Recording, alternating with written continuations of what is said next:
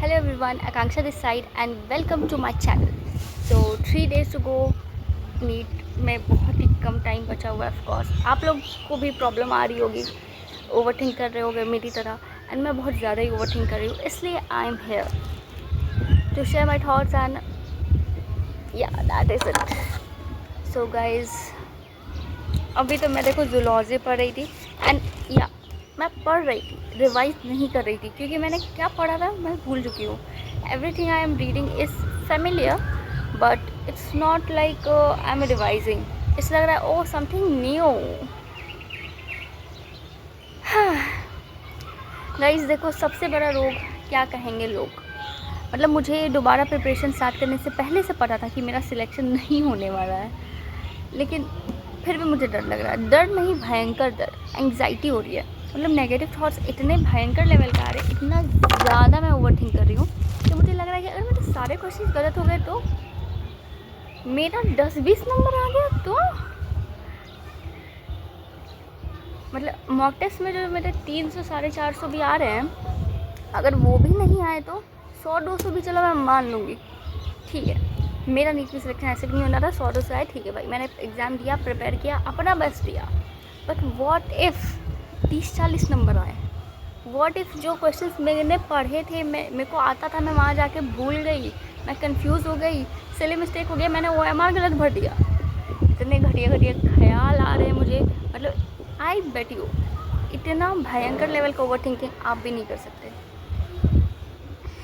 It's not like कि मुझे डर लग रहा है कि मेरे पेरेंट्स मुझे क्या कहेंगे, वो ड्रॉप लेने से मना कर देंगे, दिस दैट. नहीं, वो कुछ नहीं कहेंगे. इनफैक्ट वो लोग मुझे पढ़ने को भी नहीं कहते हैं. उनका है कि अब तुम बड़ी हो गई हो, तुम समझदार हो गई हो, यू कैन डिसाइड कि तुम क्या कर रही हो अपनी लाइफ में. एंड ये और ज़्यादा मोटिवेट करता है पढ़ने को कि पेरेंट्स ट्रस्ट कर रहे हैं कि हाँ आप समझदार हो गए हो, कि आपको पता है कि आपको पढ़ना है. लेकिन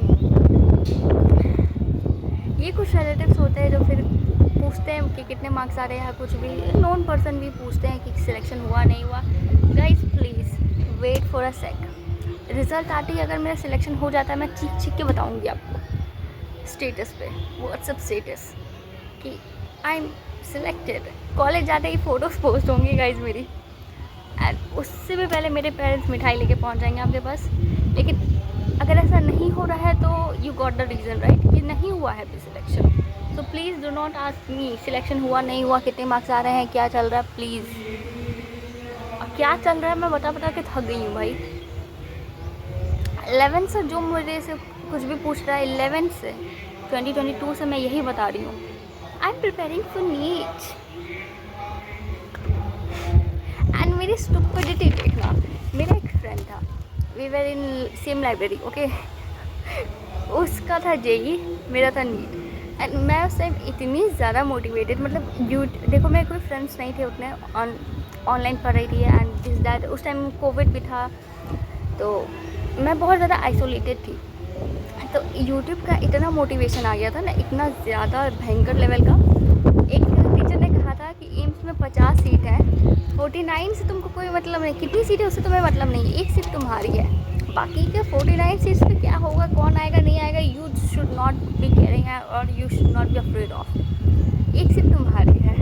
एंड वो लाइन मुझे इतनी भयंकर हिट करी है.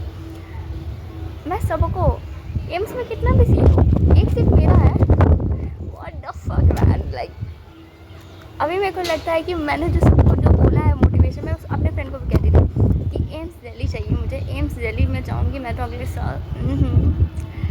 एंड मेरा फ्रेंड ऑफ कोर्स कि तुमको पता है कट ऑफ कितना होता है. बोले हाँ 710 प्लस लाना होता है. तो आ जाएगा तुम्हारा. बोले कोशिश करेंगे तो क्यों नहीं आ जाएगा. गाइस अब समझ में आ रहा है 710 क्या होता है. 710 ऐसे लगता है 720 में से 600 650 क्या ही है भाई, पड़ेगा आदमी आ जाएगा. बट ये सब्जेक्टिव नहीं है, ये ऑब्जेक्टिव है. ऊपर से ये नीट है, टाइम लिमिट है, नेगेटिव मार्किंग है, और इतने फैमिलियर क्वेश्चंस होते हैं, आपको पता होता है कि ये पढ़ा हुआ है, लेकिन 4 ऑप्शंस में क्या सही है क्या गलत नहीं समझ में आता है. ऊपर से एक्सेप्शन रीजन क्वेश्चन, वो भी चलो मैं मान लूँ कौन सा सही है कौन सा गलत है मैं बता दूँ, but this assertion is not the correct explanation of the reason what assertion true है, रीज़न फॉल्स है, भाई दिमाग ख़राब हो जाता है। भाई मेरे से मत पूछिए करेक्ट एक्सप्लेनेशन है कि नहीं है, मतलब मेरे एक्सप्लेनेशन करेक्ट कभी होते नहीं, तो मैं दूसरों के एक्सप्लेनेशन क्या ही करेक्ट बता पाऊँगी। हवा देख लो कितनी मस्त आ रही है। हाँ, सो गाइस, आउच,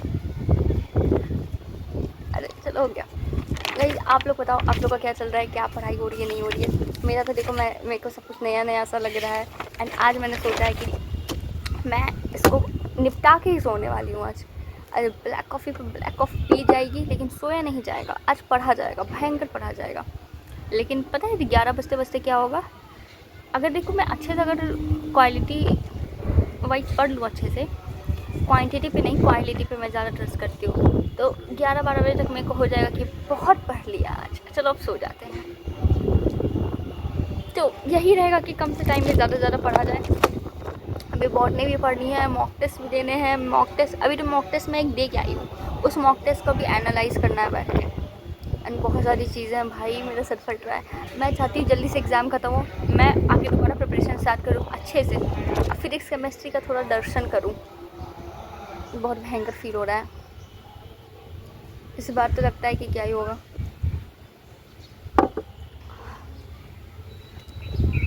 या ऐसे इतने सारे थॉट्स आ रहे थे शेयर करने को, लेकिन अभी कैमरा ओपन है तो कुछ समझ नहीं आ रहा कि क्या कहूँ नहीं कहूँ। एंड डोंट वरी, मैं आपको पूरी जर्नी बताऊँगी अपनी नीट की, लेकिन एग्ज़ाम के बाद ऑफ कोर्स। हाँ,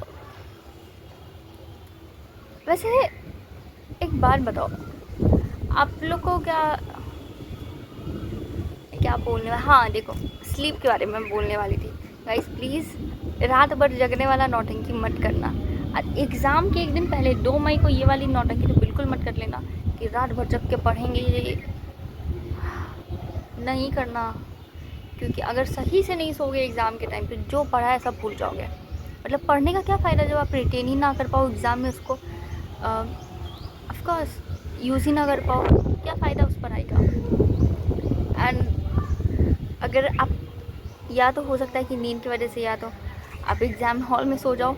अगर नहीं भी सोई तो हो सकता है आपको आगे पूरा ऐसे ऐसे हो रहा हो, नींद आ रहा हो आपको। वो भी नहीं हुआ तो क्या पता आपको हेडेक स्टार्ट हो जाए ना सोने की वजह से। एंड गाइस प्लीज़, मेरे जैसे ही कॉफ़ी के शौकीन लोग, कॉफ़ी के नशेरी लोग, प्लीज़ इतना कॉफ़ी मत पीना।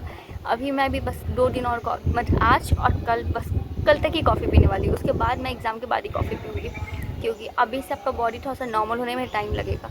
बॉडी आपकी स्टेबलाइज होगी, क्योंकि इतना कैफ़ीन हीट की वजह से आप डिहाइड्रेट हो जाओगे बहुत ज़्यादा। और मई में तो इतनी भयंकर गर्मी होती है, और अभी देखो अभी मौसम सही है, बारिश वाला। अब एग्ज़ाम के दिन क्या होगा नहीं पता है ना, so your body needs to be stabilised. इतना कैफ़ीन रहेगा ब्लड में तो यू आर डेड मैन। हाँ गाइज, अब क्या बोलूँ मैं, मेरे को समझ नहीं आ रहा। चलो मैं पढ़ने बैठ जाती हूँ, चलो बाय। और tell me in comments anything you want to share with me. Okay bye.